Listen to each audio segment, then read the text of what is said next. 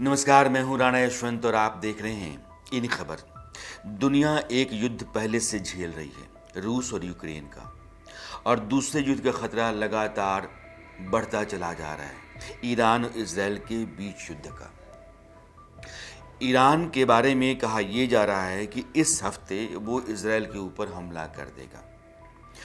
America के राष्ट्रपति का जो दफ्तर होता है व्हाइट हाउस के जो प्रवक्ता हैं जॉन किर्बी, उन्होंने भी यह माना है कि उनके पास जो जानकारी आई है उसके मुताबिक इस हफ्ते में ईरान इजराइल के ऊपर हमला करेगा।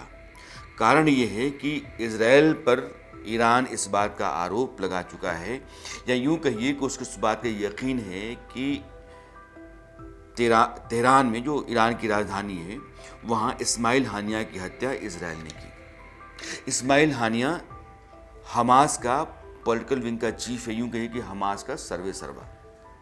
इस्माइल हानिया को तेहरान में तब मारा गया जब वो ईरान के नए राष्ट्रपति पजेशियन के शपथ ग्रहण समारोह में आया हुआ था।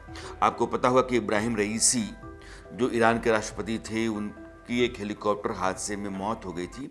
उसके बाद पजेशियन को ईरान का राष्ट्रपति बनाया गया। उन्हीं के शपथ ग्रहण समारोह में दुनिया के तमाम देशों के लोग गए थे। हमास का चीफ इस्माइल हानिया भी आया हुआ था। और सिर्फ इजराइल ने इस्माइल हानिया को नहीं मारा, बल्कि हिजबुल्लाह जो ईरान के जरिए समर्थित संगठन है, उसके कमांडर को भी मारा, फुआद शुक्र। तो फुआद शुक्र और इस्माइल हानिया, इन दोनों की मौत का बदला लेने की कसम ईरान ने खाई। लिहाजा ईरान लगातार यह कहता रहा है कि जो उसका फर्ज है वो निभाएगा, इजराइल के ऊपर हमला करेगा। इस स्थिति को देखते हुए, या इस बात की आशंका जो लगातार मजबूत होती जा रही कि इस हफ्ते में ईरान की तरफ से इजराइल पर हमला होगा, अमेरिकी राष्ट्रपति जो बाइडन ने अपनी तरफ से तैयारियां पूरी करनी शुरू कर दी हैं। इजराइल का बहुत बड़ा समर्थक है अमेरिका, और उसने एक वॉरशिप और सबमरीन इजराइल की तरफ मूव की हैं, ताकि ईरान की तरफ से अगर हमला होता है इजराइल के ऊपर तो उसको बचाया जा सके या उसकी तरफ से लड़ा जा सके।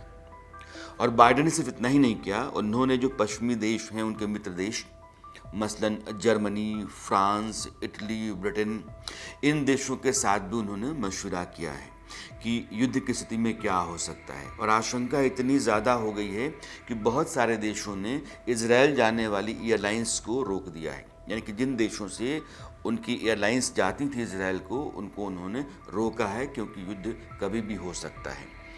ईरान और इजराइल के बीच युद्ध होता है तो वो कमोबेश वैसा ही होगा जैसा रूस यूक्रेन का है। बस अंतर एक है, अंतर ये है कि रूस और यूक्रेन ये दोनों पड़ोसी देश, दोनों की सीमा एक दूसरे से लगती है, लेकिन इजराइल और ईरान के बीच में एक बहुत बड़ा देश इराक है। तो ज़मीनी लड़ाई जो है वो संभव नहीं होगी। लड़ाई के दो रास्ते होंगे, एक नेवी के जरिए और दूसरा एयरफोर्स के जरिए। और जब आप इन दोनों के जरिए लड़ाई में आएंगे तो इजराइल ईरान के ऊपर भारी पड़ेगा। इजराइल के पास सैन्य ताकत, जो फौजी ताकत होती है आर्मी की, वो तो इजराइल के मुकाबले कहीं ज़्यादा है, लेकिन एयरफोर्स और नेवी के मामले में इजराइल ईरान पर भारी पड़ता हुआ आपको दिखेगा अगर आंकड़ा देखेंगे तो। ईरान के पास जो फाइटर जेट्स हैं वो पुराने हैं, इजराइल के पास अल्ट्रा मॉडर्न है। इजराइल ने अपने पूरे मुल्क के ऊपर एक प्रोटेक्शन शील्ड डाल रखा है, जिसको हम आयरन डोम कहते हैं, यानी कि एयर डिफेंस सिस्टम। और एयर डिफेंस सिस्टम 90% हमले को नाकाम कर देता है। तो जो रॉकेट, जो बम, जो मिसाइल इजराइल की तरफ आ रही है उसके शहरों के ऊपर गिरने के लिए उसको हवा में ही नष्ट कर देगा। तो एक प्रोटेक्शन उसके पास ऑलरेडी है। दूसरा, उसके एयरफोर्स ईरान के मुकाबले कहीं ज़्यादा ताकतवर है।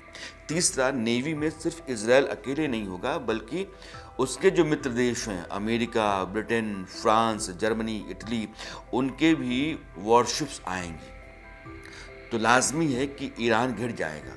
और ईरान जब घिरेगा तो ईरान के पास 2-3 ऐसे मित्र देश हैं जो लड़ाई के समय उसके साथ खड़ा हो सकते हैं। उसमें एक है रूस, लेकिन रूस खुद लड़ाई में है। दूसरा है चीन, तीसरा है उत्तर कोरिया। तो इस तरह के जो देश हैं, इन देशों को अगर आप ईरान की तरफ खड़ा करते हैं तो युद्ध को आप भयानक होता हुआ देख सकते हैं। लेकिन जैसा रूस और यूक्रेन के बीच में है कि पश्चिमी देशों ने खुद युद्ध में लड़ना ज़रूरी नहीं समझा, उन्होंने यूक्रेन को ट्रेन किया और यूक्रेन को गोला, बम, बारूद, असलहा, ग्रेनेड, मिसाइल यह सब देना शुरू किया। और हालत ये है कि 2.5 साल से रूस एक लड़ाई लड़ रहा है जिसको पुतिन कहते थे कि 60 दिनों के भीतर ये ख़त्म हो जाएगा, और वो नहीं हो रहा है। और आज की तारीख में रूस के भीतर लगभग उसके 1000 स्क्वायर किलोमीटर के दायरे में यूक्रेन की फौज घुस गई है।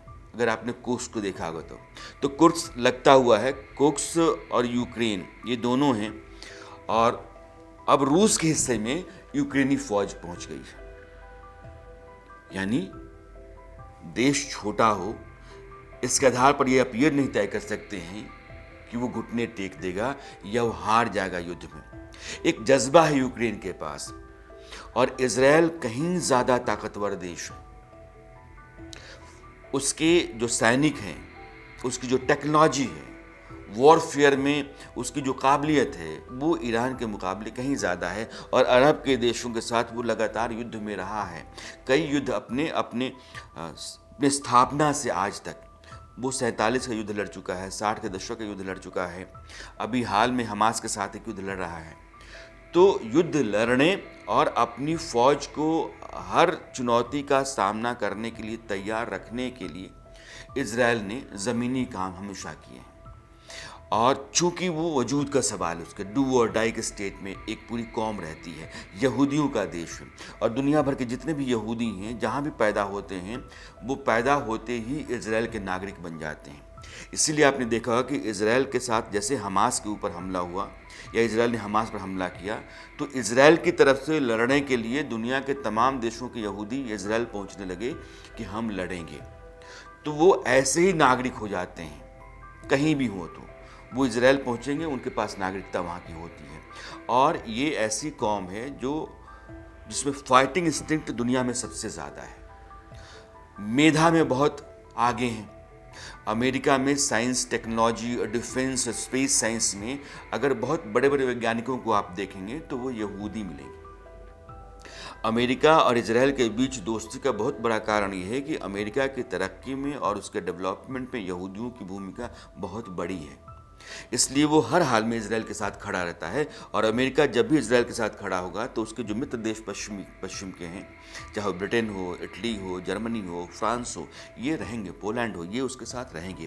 तो एक बहुत मजबूत पोल तैयार होता है। यह जो ध्रुव है पश्चिमी देशों का, अमेरिका का, ये बहुत ताकतवर है। और इसकी ताकत का अंदाज़ा यूक्रेन वॉर से हो रहा है, जहां रूस जैसा बहुत मजबूत देश आज भी जूझ रहा है और उसको बहुत नुकसान हुआ है।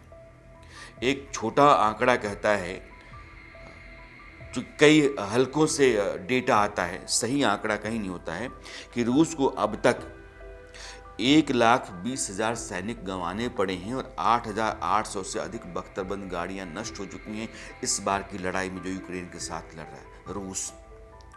गोला, बारूद, असलहा, लड़ने का सामान चूँकि लगातार आपको बनाना पड़ता है, और 2025 के बाद रूस को लड़ने के साजो सामान का संकट खड़ा हो सकता है, अभी जो अनुमान लगाया जा रहा है। यह ईरान के साथ भी हो सकता है, क्योंकि इजराइल को जो गोला बारूद की सप्लाई है वो तमाम पश्चिमी देश दे सकते हैं। अगर अमेरिका के सामने संकट है तो ब्रिटेन खड़ा हो जाएगा, जर्मनी खड़ा हो जाएगा, फ्रांस खड़ा हो जाएगा, पोलैंड खड़ा हो जाएगा। एक बड़ा ग्रुप है ये, और इस ग्रुप में बहुत जितने देश हों, सक्षम देश हैं, और ये सारे के सारे इजराइल के समर्थक हैं। इसलिए यह युद्ध जो ईरान और इजराइल के बीच में होगा, यह भयानक हो सकता है, लेकिन इजराइल के लिए ज़्यादा महंगा, ईरान के लिए ज़्यादा महंगा साबित होगा। लेकिन अभी तक जो जानकारी है वो ये कहती है कि इस हफ्ते के भीतर ईरान इजराइल पर हमला करेगा, और ईरान की फौजी तैयारी लगभग पूरी हो चुकी है। वो सही समय जो ईरान की फ़ौज और सरकार ने तय कर रखा है, उस समय यह अटैक होगा। और जाहिर है जो काउंटर अटैक की तैयारी है वो इजराइल ने कर रखी है। तो एक देश जो पहले से हमास को ख़त्म करने के लिए गाज़ा पट्टी में घुसा हुआ है, या फिर लेबनान के ऊपर हमला करता है हिजबुल्लाह को ख़त्म करने के लिए, या फिर जाकर के वो हूतियों के ऊपर हमला करता है, अब वो ईरान के साथ भी लड़ेगा। तो इजराइल के सामने एक चैलेंज जरूर होगा कि वो कई मोर्चों पर लड़ता हुआ दिखेगा। वो हिजबुल्लाह के खिलाफ भी आपको लड़ना पड़ेगा, हूतियों का भी सामना करना पड़ेगा, गाज़ा पट्टी में हमास के जो लड़ाके हैं, मिलिशिया है, उसका सामना करना पड़ेगा, और ईरान जैसे देशों के साथ आप युद्ध में होंगे। तो इजराइल के सामने भी एक बड़ी चुनौती होगी।